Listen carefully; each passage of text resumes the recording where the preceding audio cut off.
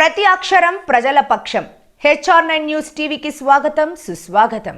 కేంద్రంలో ఉన్న బీజేపీ ప్రభుత్వం భారతదేశంలో కుల మతాల మధ్య చిచ్చు పెట్టే విధంగా ఇటీవల అమలు పరుస్తున్న NRCCA నల్ల చట్టాలకు వ్యతిరేకంగా శనివారం హిందూపురం పట్టణంలో ఉదయం 9 గంటల నుండి సాయంత్రం 5 గంటల వరకు మౌన దీక్ష చేపట్టిన ప్రముఖ రాజకీయ నాయకుడు, సామాజిక సేవకుడు MH ఇనాయతుల్లా. ఈ సందర్భంగా ఆయన మాట్లాడుతూ కేంద్రంలో బీజేపీ ప్రభుత్వం ఏర్పడినప్పటి నుండి ప్రధాని నరేంద్ర మోడీ విభజించు, పాలించు అనే విధంగా భారతదేశాన్ని పరిపాలించి ప్రజలను ఇబ్బందులకు గురి చేస్తున్నారని పేర్కొన్నారు. ఇటీవల కేంద్ర ప్రభుత్వం ప్రజలకు నష్టాలు చేకూర్చే విధంగా అమలు పరుస్తున్న NRCCA నల్ల చట్టాల వల్ల ఎన్నో ప్రజలకు ఇబ్బందులు గురి అవ్వాల్సి వస్తుందని, ప్రధానంగా ముస్లిం మైనార్టీలు మరింత ఇబ్బందులకు గురి కావాల్సి వస్తుందని ఆవేదన వ్యక్తం చేశారు. ఎంతో చరిత్ర ఉన్న భారతదేశంలో కుల మత వర్గాలకు అతీతంగా తమ జీవన కాలం సాగించుకుంటూ తామందరం అన్న తమ్ముళ్ళ కలిసిమెలిసి ఉండే భారతీయులమని, అయితే బీజేపీ ప్రభుత్వం ప్రత్యేకంగా ప్రధాని నరేంద్ర మోడీ అమలు పరుస్తున్న నల్ల చట్టాల వల్ల ప్రజలు చాలా కష్టాలు ఎదుర్కొనే పరిస్థితి దాపురించిందని, ఈ యొక్క నల్ల చట్టాలకు వ్యతిరేకంగా మౌన దీక్ష చేపట్టాను. వెంటనే కేంద్ర ప్రభుత్వం ఇలాంటి నల్ల చట్టాలను రద్దు చేయాలని తెలిపారు. కుల మత పార్టీలకు అతీతంగా సంఘీభావం తెలిపి దీక్షలో పాల్గొన్న ప్రతి ఒక్కరికి MH ఇనాయతుల్లా కృతజ్ఞతలు తెలిపారు. ఈ కార్యక్రమంలో కాంగ్రెస్ నాయకులు, కార్యకర్తలు, హిందూపురం నియోజకవర్గం ప్రజలు, మైనార్టీ నాయకులు తదితరులు పాల్గొన్నారు. ఈరోజు మరి కేంద్ర ప్రభుత్వము నరేంద్ర మోడీ గారు ఏకపక్షంగా అమలు చేయాలని చూస్తున్న CAA మరియు NRC చట్టాలకు వ్యతిరేకంగా మరి వాటిని నిరసిస్తూ, ఎందుకంటే ఈ చట్టాలు దేశ ప్రజల మధ్య గోడలు కట్టే అవకాశం ఉంది.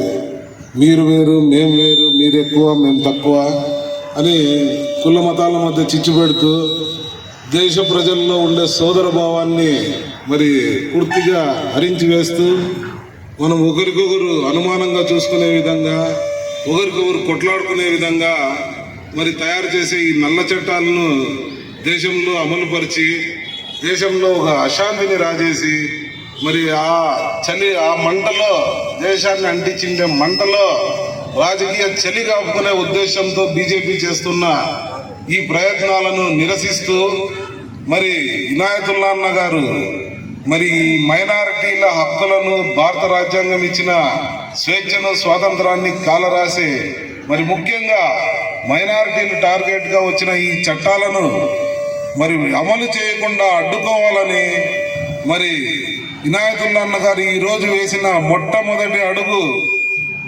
హిందూపురంలో మరి మైనారిటీల్లో కూడా ఈ చట్టాలను అమలు చేయకుండా మరి వాటికి అడ్డుపడే మొగోడు ఉన్నాడు అని మరి గట్టిగా ఇనాయతుల్లా అన్నగారు ఈ సందర్భంగా ప్రూవ్ చేసినారు.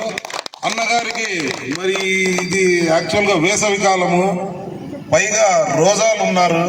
మరి ఇటువంటి దీంట్లో కూడా, ఇటువంటి పరిస్థితుల్లో కూడా మరి పొద్దున్న నుంచి సాయంత్రం 5 గంటల వరకు మరి ఏమీ తినకుండా, ఏమీ మాట్లాడకుండా మరి గాంధీ పద్ధతిలో మౌన దీక్ష చేపట్టి తన నిరసనను మోడీ తలకు తగిలే విధంగా ఈరోజు అన్నగారు మరోసారి ప్రూవ్ చేయగలిగినారు.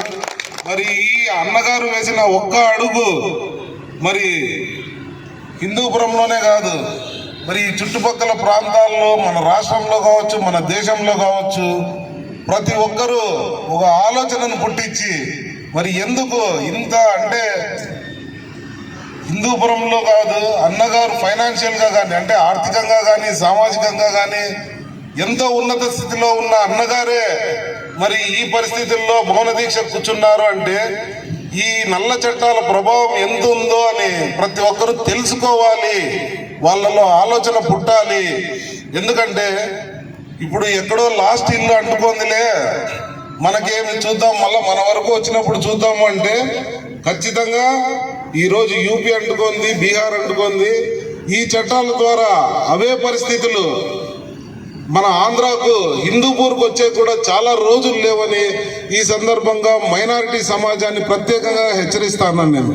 కాబట్టి ఇప్పటికైనా అన్నగారి దీక్షను, అన్నగారి పట్టుదలగా ఈరోజు కూర్చొని ఈ CAA NRC ప్రభావాన్ని ప్రజలకు ఒక ఆలోచన వచ్చే విధంగా, మరి యాక్చువల్గా చాలామంది ముస్లిమ్స్ రాలేకపోయినారు, ఒకవేళ ఇన్ఫర్మేషన్ లేక కావచ్చు, మరి వాళ్ళ పరిస్థితుల్లో ప్రభావం కావచ్చు. కానీ నేను ఈ సందర్భంగా మైనారిటీ సమాజానికి ముఖ్యంగా విజ్ఞప్తి చేసేది ఏమంటే, చేతులు కాలక ముందే ఆకులు పట్టుకోండి. చేతులు కాలిపోయినాక పూర్తిగా బొబ్బలు వచ్చి మీ చేతులు దాటినాక మీరు ఎంత ఏడ్చినా కూడా ఉపయోగం ఉండదు.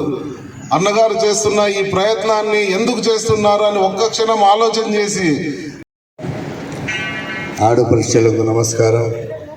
ఈరోజు మన ఇనాయతుల్లా గారు ఈ నల్ల చట్టాలు తెచ్చినారని మా ముస్లిం కోసం ఏదైనా చేయాలా అని ఈ పిలుపు మోడీ దగ్గర వరకు పోవాలని మా ముస్లిం సోదరు నుంచి ఆశిస్తూ ఆయన ఈరోజు ఈ కార్యక్రమం మొదలుపెట్టినారు. ఈ కార్యక్రమం గొప్పగా జయప్రదమైంది. సోదరులారా, గొప్పగా జయప్రదమైంది. అందరూ మీరు వచ్చి అందరూ జయప్రదం చేసినందుకు ధన్యవాదాలు. అన్న తరపున ప్రతి ఒక్కరికి పేరు పేరున ధన్యవాదాలు తెలుపుతూ ఈ సభని ముగిస్తున్నాను. దీక్ష అంటానంటే నంబర్ 1 నన్ను బాగా దీక్ష చేసినారు. అదేవిధంగా అన్నకి హిందూ, ముస్లిం, క్రిస్టియన్స్ ఈ 3 దేవాలను కూడా అన్నకి బాగా కాపాడాలని మా మనస్ఫూర్తిగా కోరుకుంటున్నాను. నేను అన్న దీక్షకి వృధా కాకుండా భగవంతుడు కాపాడాలని చల్లగా అన్నకి ఇనాయతుల్లా అన్న 2024లో అన్న నాయకుడిగా మళ్ళీ మనం అందరూ చూడాలని మీ ఆడబిడ్డలందరూ ప్రతి ఇంటికి పోయి చెప్పి ఇనాయతుల్లా అన్న స్థానికుడు అన్నే మనం గెలిస్తే మనకు బాగా చూసుకుంటాడని మీరు ఆడబిడ్డలు ఇంటింటికి చెప్తే మీదే 1 కోటి వందనాలమ్మ మాకి ఆడబిడ్డలు. అదేవిధంగా షర్మిలమ్మ వస్తోంది, ప్రతి ఇంటికి 5,000 రూపాయలు ఇందరమ్మ అభయస్తామని మీకు అందరికి కూడా వస్తుందమ్మా. కాంగ్రెస్ పార్టీ లేదు అన్న వాళ్ళకి బుద్ధి లేదు అంతే.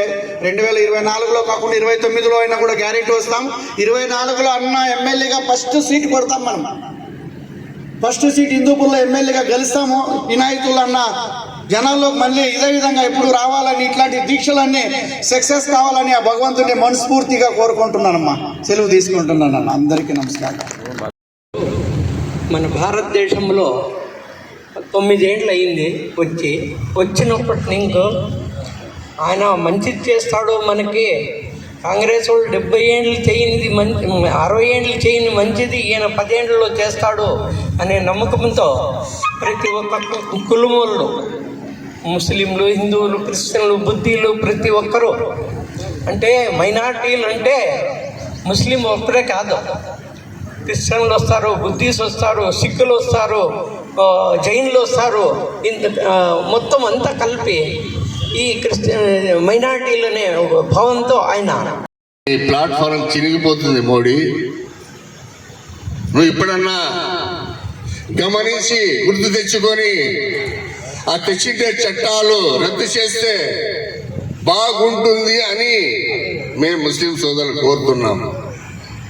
అంతేగాని మా పైన కత్తి పెడితే తెగేది రివర్స్ కత్తి నీ పైనే. మేము ఊరికే ఉన్నాము, ముస్లిం సోదరులు ఎవరు ఊరికే ఉన్నాము, మా తోడుగా హిందూ సోదరులు కూడా ఉన్నారు. మేము ఒక్కడే కాదు, హిందూ సోదరులు కూడా మాకు ఎంట ఉండారు. నీ చాట సినుగుతుంది. నువ్వేమనుకున్నావు? ఇనాయతుల్లా అన్న గారు మౌన దీక్ష చేపట్టడం జరిగింది.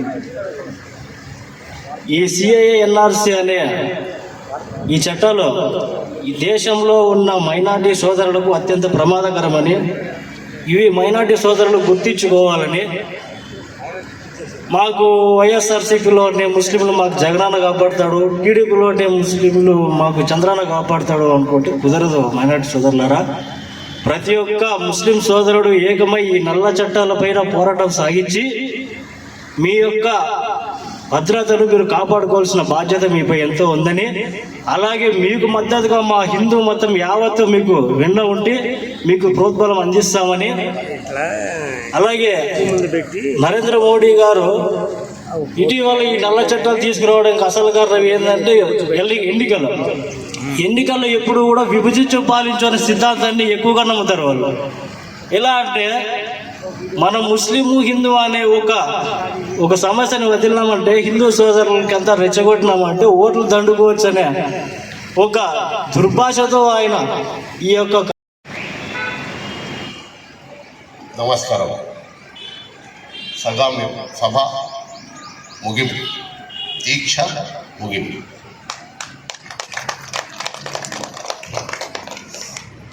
ముఖ్యంగా ఈ సభ, ఈ దీక్ష ఎందుకు చేశానంటే, నరేంద్ర మోడీ గారు నల్ల చట్టాలు 2 తెచ్చినాడు. దానికోసం ఈ దీక్ష కొనసాగించింది.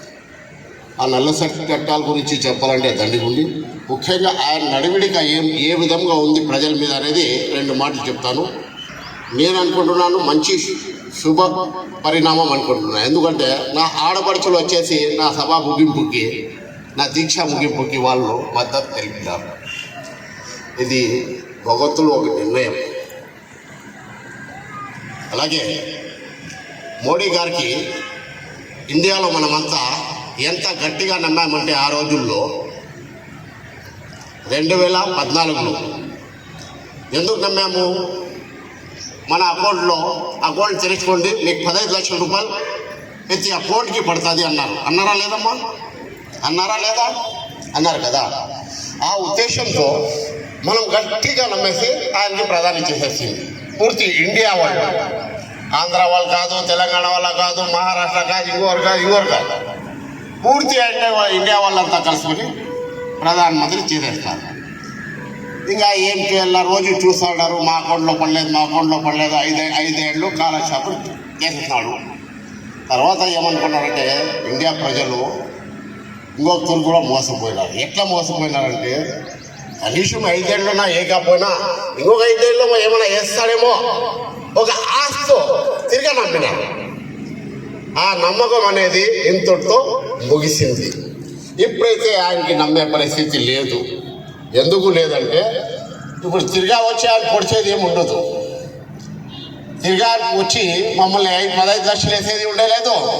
తిరిగా వచ్చి ఆయన సీట్లో కూర్చుంటే మమ్మల్ని ఇదే ఏం చేస్తాడో, హిందూ ముస్లిం మతాలు పిచ్చి, కులాలు పిచ్చి ఆయనకుంది, మనకు లేదు. మనం ఇప్పుడు చూడండి, హిందూ సోదరులు కూడా ఉంటారు, ముస్లిం సోదరులు కూడా ఉంటారు. ఇద్దరు ఏకతాటి మీద ఉన్నారా లేదా? ఇది మా సాంప్రదాయం, ఇది మా గౌరవం. బట్ ఆయనకి కావాల్సినది కులపిచ్చి పెట్టుకుని ఈ నల్ల చట్టాలు ఇప్పుడు వచ్చింది ఎలక్షన్ టైంలో. ఎందుకు వచ్చింది? ఈ తరాన అయితే తిరిగా మొబ్బ పెట్టి హిందువులకి సపరేట్ చేసేసి, ముస్లింలు సపరేట్ చేసేసి, వాళ్ళ చిచ్చులు పెట్టేసి నాకు ఓట్లు వస్తాయనే ఒక దురుద్దేశంతో మమ్మల్ని నాశనం చేస్తున్నాడు. దానికి ఇవన్నీ ఇండియా ప్రజలు నమ్మే పరిస్థితిలో లేరు. దానికోసము మీరంతా గమనించి వచ్చే దినాలు మనం మంచిగా చేసుకుంటాం. ఇప్పుడు మా చేతిలో లేకపోయింది. 2014లో ఎలక్షన్లు వచ్చినాయి కాబట్టి ఇంకా మంచివాడిని ఎవరెవరి కాళ్ళ వాళ్ళు ఎన్నుకుంటాము. ముందరికి మంచి దినాలుగా తీసుకుపోతాము, మంచి దినాలుగా నడుచుకుంటాము. ఇప్పటికైనా మనము కలిసిమెలిసి అన్నా తమ్ములుగా, అక్కా చెల్లెలుగా, అమ్మ అక్కల ఏ వరుసలు కలుపుకున్నా కూడా ఆ విధంగా మేము మద్దతు నుంచి ఉన్నాం. ఈరోజు కూడా అనుకుంటాము. మనకి నల్ల చట్టాలతో పనిలే, ఇంకోటితో పనిలే, మనమంతా హిందూ ముస్లిం భయ అనుకొని నడుచుకుంటాము. మనమంతా ఏకతాటి మీద ఉంది. వచ్చే దినాల్లో మంచి లీడర్ని మనం ఎంచుకుంటాం. ధన్యవాదాలు.